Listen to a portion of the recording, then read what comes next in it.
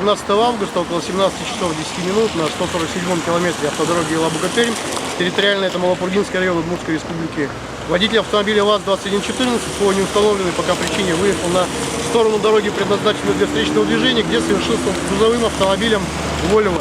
После чего грузовой автомобиль Volvo совершил столкновение с легковыми автомобилями Opel и легковым автомобилем Nissan. В результате происшествия на месте скончались 2 человека, находящиеся в автомобиле ВАЗ-2114, и также 2 молодых человека из автомобиля 14 модели доставлены в медицинское учреждение.